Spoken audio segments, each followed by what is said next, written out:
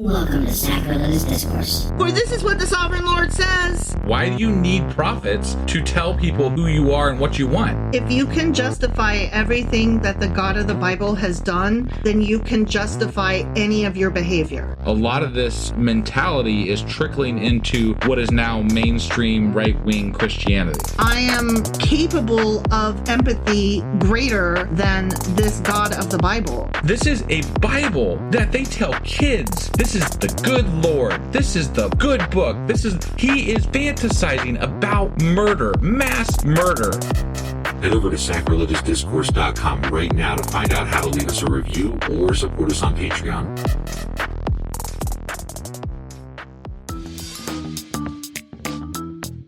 Hey there, sinners and saints. It's your favorite Bible-bashing duo from Sacrilegious Discourse, and we need your help. That's right, folks. We're raising funds for some heavenly equipment and a studio that doesn't sound like it's in the depths of hell. Our current setup, let's just say it's more apocalypse than audiophile. So if you want to hear us dissect the Bible without the background noise of demonic squirrels, chip in a few bucks. We're aiming for $5,000 to upgrade our audio and build a studio worthy of blasphemous banter. Donate today and help us spread the good word of atheism. You can find a link right on our homepage, sacrilegiousdiscourse.com. Every dollar counts. Even if it's from your collection plate.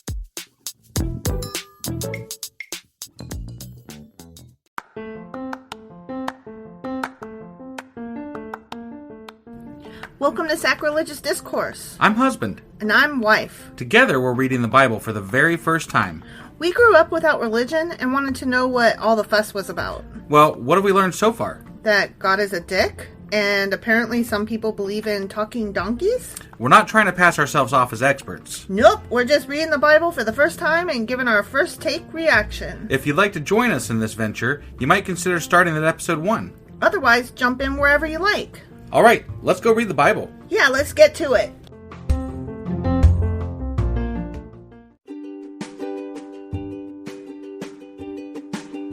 Hey wife, did you know that Anchor is sponsoring our show? Really? Don't we use Anchor to distribute our podcast on Spotify and Apple Podcasts? Yeah, and we are on just about every other platform available as well, thanks to them. Why do we use Anchor as our podcasting service? Well, they make editing and distributing our show a breeze. What if one of our listeners wants to start their own podcast? Then they should head over to anchor.fm or download the app to get started. Awesome! You guys should go do that right now! Husband! Wife! It's Saturday! Q&A! Awesome! I love Q&As. I do too. And once again, I caught myself saying, oh my God, this is so interesting. I can't wait to tell you about this stuff. Always love, learning the little shit that we find about what we just read about. Because, oftentimes, I'm more interested in that than I am about the fucking Bible. Yeah, so the trivia of history. Yeah. No, yeah. I love it. I love it. So, what are we... You got a breakdown of what we're talking about? I had a breakdown just now of fucking words, but do you have something to tell us what we're going over today? Let me rephrase that for you. Yeah, please. I didn't need that. Yeah. What are we going to talk about today? Yeah, that. We had a specific question. Why is the tribe of Judah differentiated from Israel? Yeah, that one was bugging me. I know. And then we thought, are we crazy? What is happening? Did we miss something? Okay, I have an answer for that. Okay, cool. And we're also going to talk a little bit about that King Nahash that wanted to stab people's right eye out. Oh, okay. Because I didn't get enough of him, and I was like, what is his fucking deal? Got it. All right, so Nahash and Judah. Yeah. Okay. All right, well, let's go do this. Let's.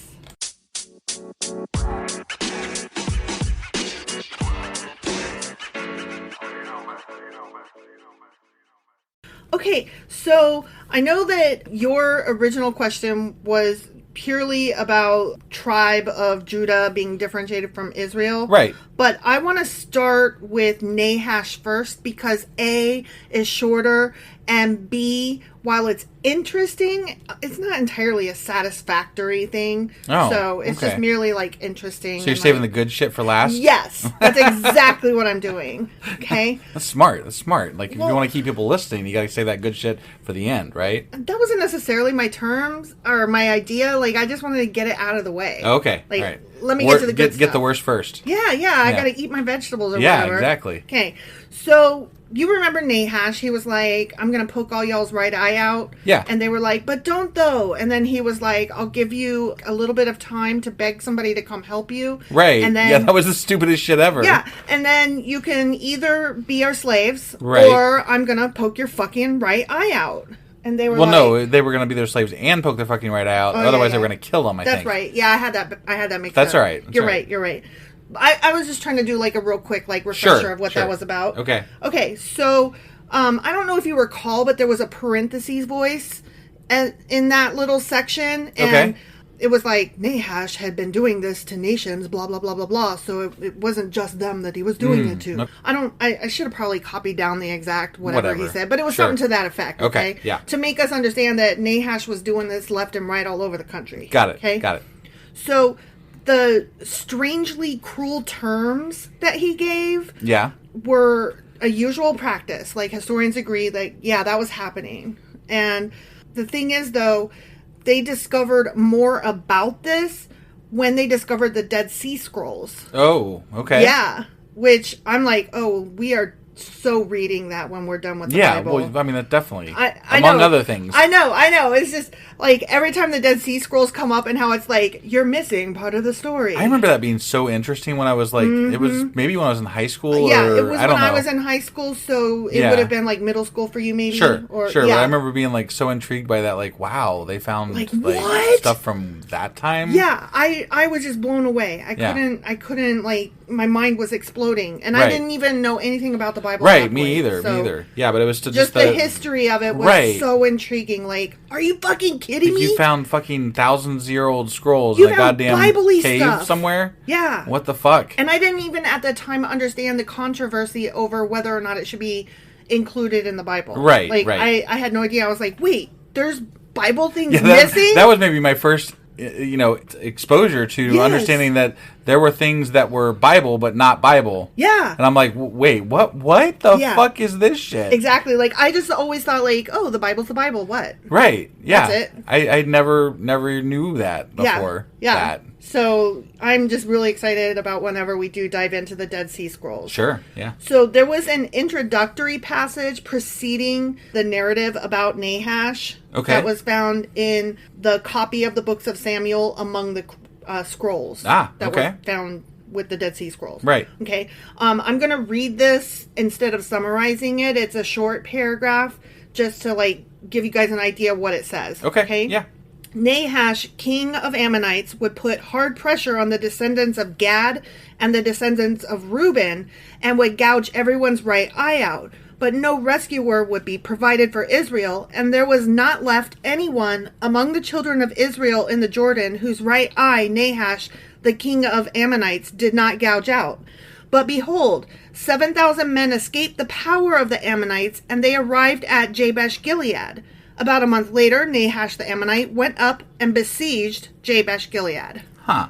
Okay. I wondered about that. And the reason I wondered about that is because at some point earlier, they had said that they had gouged out their eyes. Yes. And then this time they were saying that he's going to gouge out their Right. eyes and then didn't because Yes. they won the battle. Right. And I'm like, I don't understand what And is that? it seemed like- That's much more clear. That makes a lot. Why didn't they include that in the fucking Bible? It seemed like Nahash came out of nowhere. Like, Right. oh, what? Who's this guy? Yeah, no, that actually provides clarity. Exactly. Like, he had been around. So the way that scholars summarize this little passage that I just read, Yeah. in other words, Nahash had conquered the tribal lands of Gad and Reuben. Yeah. And a portion of the population had fled from him to Jabesh Gilead, and that's why he laid siege to it. Got it. So he didn't just like pop up overnight and be like, I think I'm gonna attack them. Yeah, no, that makes a lot more sense. Yes. A lot more sense. Yes. And I just thought, oh my god, that is so interesting. And it explains, it was just a nagging thing in the back of my mind about the people that had already lost their eyes versus this thing that happened. And it occurred to me, but it didn't, like, I was like, whatever. It's the fucking Bible. It's, it was whatever. too esoteric to chase down that portion. And, like, the eye gouging thing wasn't what I was looking up particularly. Sure. I just was like, hey, you know what? We've never heard of this guy except for in this one bit where he comes out of nowhere. I'm curious about him. Right. And I just, like, on a lark looked him up. Well, because we find some of our best stories from just looking up these random names. Exactly. And be like, who's this? What? Did he do a thing? Right. Yeah. And I guess he was like a guy that did the things and warred on them. Well, I'm glad you looked for that ages. up. Me Because, too. I mean, it does lend a lot of clarity to the story that we were reading, so. Right. They had been warring him for ages. Right. Which we knew that they had been warring the Ammonites and the Amalekites. We Right. knew that. But this made them more of a people over there. Right. You know? Right. Yeah. Like, instead of just this random blodge of a group, you know? Right. What's a blodge exactly? It's a flump. Yeah, it's completely clear now. I know. I totally know what a flump is. It's a snarfblat. Okay. Okay? Yeah, it's getting clearer by the minute. If you have watched Little Mermaid, you know actually what a snarfblat is. I have watched it, but I don't remember that bit. Oh my god! At the very beginning of The Little Mermaid, she's combing her hair with a fork, and she's like, "What is this?" And the seagull tells her it's a snarfblat. Ah. Yeah, okay. because he makes up shit and Just- passes yeah, it up. Because sure. he's totally a Republican. Right. Like, he's like, I know the answer to that question, and makes Right. up one so that he can then say that, see, I knew the answer. Right. Yeah. Yeah. I got it. Okay, so now let's go on to the tribe of Judah. Okay. Okay? Yeah.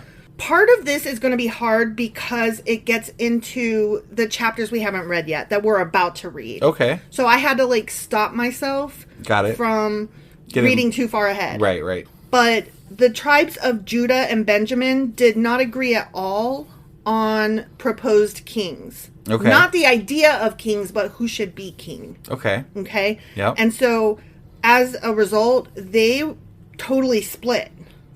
I have a question though. Mm-hmm. Why is the tribe of Benjamin so powerful that they were strong enough to choose a king after all the shit that happened with the tribe of Benjamin? It's not that they were powerful, it's that the northern 10 tribes, including Benjamin, remained one people. Okay. And Benjamin was like the closest to Judah in the layout. Got it.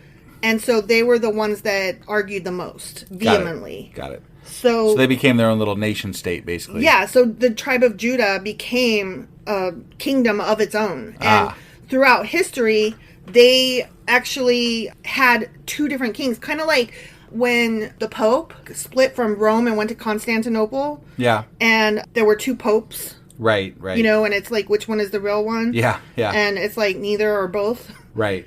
Well, that's kind of how this was. They're all Israelites, but Judah became the kingdom of Judah. That's interesting that God stayed silent on that whole matter. Right? Isn't You know? it? I mean, to me, it's interesting because God apparently picks kings. Yeah. And he just let there be two kings, apparently. He did. Didn't care. Well, you know, people help themselves, etc. God's plan, I don't know. I'm not Christian, so I don't God's understand. not real, you know. Yeah. Whatever. Yeah. Okay, I'm going to get into a little bit of a history lesson here. Oh, okay. Yeah. So you know how as we go through, we learn about the different things that were actually happening in the world at that time? Yeah. So also it relates to like different portions of the Bible as how they're grouped. Okay. You know, like the Deuteronomistic history right, and all right, that, right? yeah. There's a thing called the United Monarchy. Okay. Okay. And that's the name given to the United Israelite Kingdom of Israel and Judah during the reigns of Saul, David, and Solomon. So this Okay? is like even though they had different kings, they kind of backed each other type I'm thing? getting there. Okay. You could see why, though, it was kind of dicey as far as I just said Saul, David, and Solomon. We're only in Saul. Right. Right? Yeah, Which yeah, I is the gotcha. book of Samuel. Right. But now we know why it's still Samuel because, Saul got fired. Right. So. Right.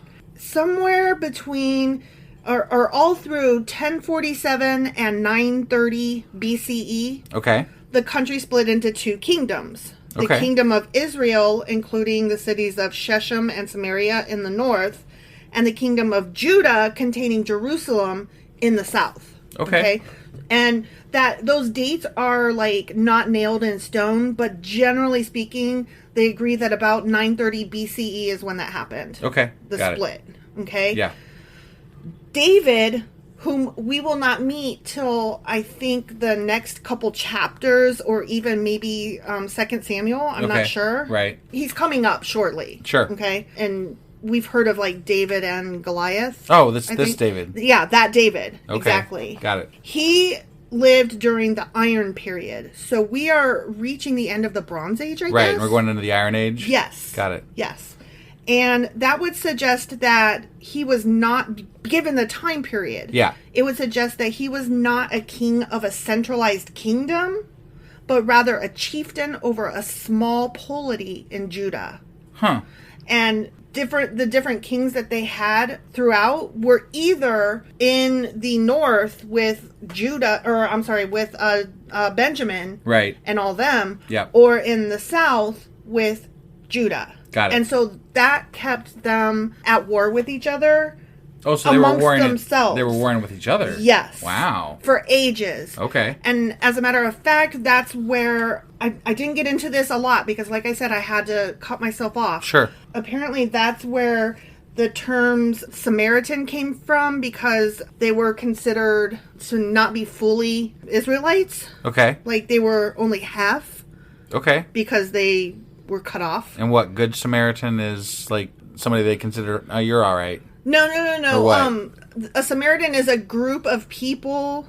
It's a peoples. Okay. And the Good Samaritan, we're going to get into that story. I think that's a New Testament story. Oh, okay. But the Samaritans were supposed to be at odds with the Jews. But the Good Samaritan is there was a Jew who had fallen in the street, and a Samaritan came over and helped him up. Oh, okay. He was a Good Samaritan. And Got we now use that term to mean a good neighbor. Right. But it becomes clear that it was somebody they thought poorly of that Yes. did something good. Exactly. Okay. And so it was used as a disparaging during this time. Right. So and I don't know why I know that Bible story, but it does kind of I didn't even know relevant. that Good Samaritan was tied to the Bible until you brought up Samaritan, and I was like, well, is that part of the Bible? Yep. And I guess maybe that's it is. where that term comes from. Okay. It's funny because it's kind of like that one poem, a tall fence a good neighbor makes. You've heard of that poem before? No. Well, yeah, I mean, I've heard that saying before. It's from a poem. I forget, Frost Emerson, one of those Sure, great American okay. poem poets, Right. whatever. And so people take just that one term and think that means, see, we all need to have our boundaries and our tall fences, and then we can be good neighbors. But actually, that's one line from the poem, which is entirely opposite to that, which is saying, we built all these walls, but aren't we good neighbors? Right. Even though we're cut off from each other, blah, blah, blah. It's just another example of how we have a phrase that we use that is actually quite contrary to where it came from because people just repeat these things ignorantly. Right. No, I mean, yeah, definitely. Yeah. You could still, the stuff that was made up last century, we could go on a stuff that was made up tirade. last Tuesday. Right, yeah. Yes. So Iron Period we're in, and so he was a chieftain over a small polity in Judah, which was disconnected from the Israelite tribes of the northern kingdom. Okay, so when we get into David, the Bible is going to have us thinking like he is the king of the Israelites. But he's not. He is, but he isn't. Right. Not all the Israelites are on board with this. He's a king of some of the Israelites, but not the other Israelites. He's a king of the smaller portion of them, the not viewed as good ones or whatever. Yeah. Okay. Now, archaeologists fiercely debate this still today, and scholars are divided among those who support the historicity of the biblical narrative. Okay. Which is, what we were just talking about, versus those who completely deny the existence of the united monarchy. And versus those who support its existence but believe that the Bible contains theological exaggerations. Got it. Okay. So there's the Bible exaggerates? Right? No way. So, but what that is saying is that there's a question among some scholars as to whether or not they were ever actually united. Got it. So they might have been fighting the whole time. Or didn't actually split. Or, well, I guess they did split, but... Well, some say, no, that split never happened. Okay. And others say, no, that split totally fucking happened. Got it. And I would tend to believe that because they were a warring bunch of fuckers. Yeah, they really seem like they loved killing people. They loved killing each other. Yeah, that too. And, think about how we came to the terms East Side and West Side gang. Right. Right? That was the first split. You know? Yeah. Not even the first split, but the first one where we actually named opposite sides. Well, and they apparently got left out there to die when they got attacked by this Nahash guy. Exactly. So, Yeah, I totally, if I had to pick, I have no, obviously, facts to base one or the other, but if I had to pick a side, I would say that, yeah, they totally were always separated. But the Bible downplays it. Got it. Because they're all Israelites. They're the kingdom of Israel. Right. We got to play it like God didn't do anything wrong and didn't, I mean, Yeah. if there's two sides, then God has to pick one. Yes. And if we don't want to pick one, we have to pretend like there's not two sides, right? Yeah, or So- that it was one of those times when the two brothers were fighting, Right. but they eventually made up because Yeah. Yeah, they just downplay it. Right. So according to the biblical account, the United Monarchy, where they're, like one nation, Yeah. was formed by a large popular expression in favor of introducing a king to rule over the decentralized Israelite Confederacy, which, we know that. That's Right. what we read. Yeah. So increasing pressure from the Philistines and other neighboring peoples is what forced them to unite as a state after the anointing of Saul by Samuel. That makes sense. Yeah, I mean, even if they were at war, they had to, be like, okay, but we are still Israelites, and let's kill them before we kill each other. Right. This is a higher precedent than fighting Sure. each other. Sure. So, yeah. And I mean, the Bible did kind of get into that, actually. Yeah, but they didn't spell it out. They spelled out the part where they were united in getting into Yes. it with the Philistines. Yes. But they did not spell out the fact that, but they were not happy with each Right. other. They left out the backstory. Yeah. And Israel and Judah are portrayed in later sources, like the Dead Sea Scrolls, etc. Okay. As a quite distinct kingdoms. Ah. Completely separate. Interesting. So we thought maybe it was just like a weird translation or like a misreading of something somewhere, Right. or that we didn't get it. And Sure. it turns out, no. That was a great, excellent question, because Judah was entirely separate from the rest of the fucking Israelite countries. Gotcha. Yeah. And even maybe they've, rewritten it enough to where they've tried to dull this down to make it seem like they weren't It fighting wasn't at that all. big a deal. Right. Maybe they fought a little bit, but Right, Yeah. So can you Just see why I doesn't was fit that like, narrative of God very well. it right? really does not. But you can see why I was really excited to get into that today. Yeah. I think that these stories that come up that are out there, like the Dead Sea Scroll stuff and things that are out there in story form but not in the Bible, that are in other texts that are still available, I feel like they're not in there because they don't work with God. Well, Like, it's God true. God is not compatible with these other stories. It's true. And they have to if they want to keep a religion, they have to have this compatible story. There was an entire book of the Bible removed by, I think, King James, if I'm not mistaken. Right. There was an entire book removed because it had mention of Jesus with a wife and children, and that did not fit their narrative of him as a spiritual son of God, Right. like not human. He's basically God, but Right. the human form. Yeah. Right. And that painted him as merely human, and that would threaten the power of the church over people. I'm betting in a more original text that Jesus might have been more of just a prophet than anything else, like a serious prophet, but a prophet nonetheless. you Well, know? I mean, that's the way the Jewish view Right. him as Yeah. he was just a prophet. Sure. He existed, he's a great dude, but he was just a prophet. Right.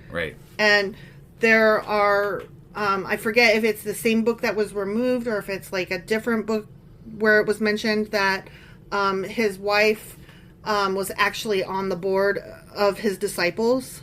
Oh, okay. And that could Was it not... Mary Magdalene? It might have been. Okay. Might have been. That tracks, but I don't know No, for sure. right, so, yeah, I don't right. want to get in over We're my just head. yeah, but we're that stretching here for our knowledge. Here. Yeah. But they had to remove that because that would have shown that women did hold leadership positions in the time of Jesus. Right. And they could not have that. Of course not. Yeah, you got to subjugate those women. Yeah. So Yeah. that's a very important thing. Yeah. Which is funny because, like, I just saw somebody shared a tweet that somebody had, tweeted. They had screenshot this, and the original tweet was this woman saying that sometimes she gets sad because her husband gets all of her paycheck and has to give her permission to spend her own God. money that she earns, but we are put here to serve our men and to subjugate ourselves. She used this term, Wow. subjugate ourselves to them. So I can't it imagine is speaking in those terms. Like, I just Right? can't imagine that. I have to subjugate myself to you. I mean, we have you and I no. have an agreement that we share all expenses and share all purchases, and Sure. we talk about all of our things, But even if we didn't do that and we had separate money, I can't imagine saying, I'm getting all your money and I'm going to take care of it Right? and you're just going to work for me. Like, my best friend and her husband, they both work full time and they both have separate accounts and separate credit cards and everything. Right. But they split up who pays for what bills and, who takes care of what. And they are in conversation about these things regularly. And it's not that he gets her money or he takes her money. Right. Because she, for quite some time was making more money than he was. So it would, I'm sorry, what? Excuse you? Right. So, yeah, I just, and they're older millennials. So, like, this younger generation, more and more women, I'm so glad to see, are, like, taking control of their own finances. Not in a, I'll be in charge of the whole thing kind of way, but Right. just in a, I can do this myself, thank you. Yeah. No, And it makes for a better partnership, definitely. I think. I mean, we had a lot of discussions about it early on in our marriage about how we were Sure. going to handle this and what was best and Well, all because that. when we were both working full time, you made more money than I did. Right. But you brought home less than I did because you were paying for insurance. Right. So what I brought home was actually more than what you brought home. Yeah. But it was really good partnership because we both got to feel like we were equally contributing. Right. And it all went into the same account. Yeah. Whereas, the younger generation, they seem to keep their accounts very separate. Right. Which, And whatever yeah, works. do what you got to do. That's fine. I mean, we need like every penny added up together to be able to pay things. Right, So yeah. that would never work for us. But Yeah. more power to those who. Yeah, I don't know how we got off on this. I was going to say we've been talking for 5 minutes about finances. Well, so. it's less about finances and just more about a partnership. And Sure. not just a partnership between a husband and wife, but a partnership between anybody in any relationship ever.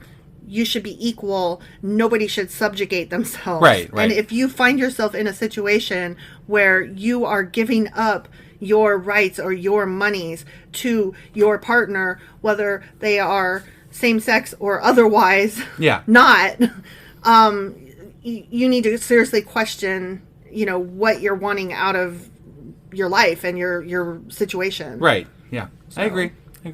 There's that. So that's about all we had today then? Yes, sorry. That's all I was just so psyched that I'm like... Right. No, I got you. Sorry. All right. So we learned about Nahash and Judas today. Yep. So Yeah. Not Judas. Judah. I didn't say I said Judah, I thought. Well, I think I you moved on to something. slurred. Yeah, I slurred it. So. Yeah. But I meant to say Judah. Yeah, Judah. Yeah. Okay. But tomorrow is going to be our what do we call Weekly it? replay. Weekly replay, and then Monday we will be back for 1 Samuel chapter 16. Yep. We'll see you guys then. Bye.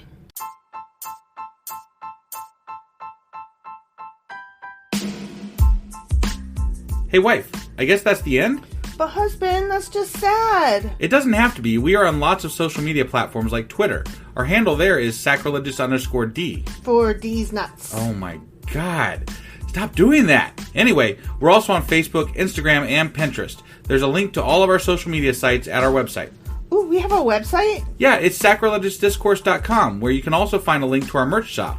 We have a merch shop? Yep, we have podcast-themed clothing, mugs, notebooks, and more, as well as an atheist and science-themed products. Wow, our fans should really go check that out right now. Definitely. They can get in touch with us by sending an email to sacrilegiousdiscourse@gmail.com. But before they do that, we could really use some help. Oh yeah? With what? Well, it's not free running the podcast, and we need some financial support in order to get better equipment, which will free up time so we can concentrate on our podcast and our fans. Okay, so what should they do? Head over to patreon.com/sacrilegiousdiscourse and sign up as a contributor on our podcast. Supporters there receive additional bi-weekly episodes that we record just for our Patreon members for as little as $2 a month. Also, we'd really appreciate it if you would like and subscribe on whatever platform you're using. And Apple Podcast reviews help us out tremendously. Like and subscribe. Leave an Apple review. Join us on Twitter. Support us on Patreon. That's a lot of instructions. Don't forget to say thanks. Thanks. Okay, bye.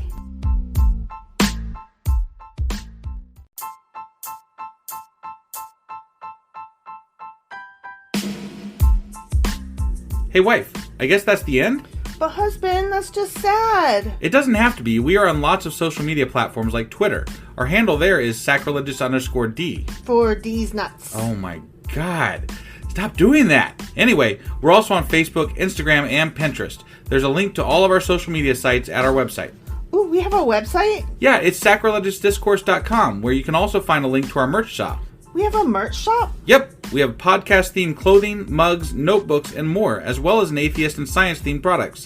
Wow, our fans should really go check that out right now. Definitely. They can get in touch with us by sending an email to sacrilegiousdiscourse@gmail.com. But before they do that, we could really use some help. Oh yeah? With what? Well, it's not free running the podcast, and we need some financial support in order to get better equipment, which will free up time so we can concentrate on our podcast and our fans. Okay, so what should they do? Head over to patreon.com/sacrilegiousdiscourse and sign up as a contributor on our podcast. Supporters there receive additional bi-weekly episodes that we record just for our Patreon members for as little as $2 a month. Also, we'd really appreciate it if you would like and subscribe on whatever platform you're using. And Apple Podcast reviews help us out tremendously. Like and subscribe. Leave an Apple review. Join us on Twitter. Support us on Patreon. That's a lot of instructions. Don't forget to say thanks. Thanks. Okay, bye.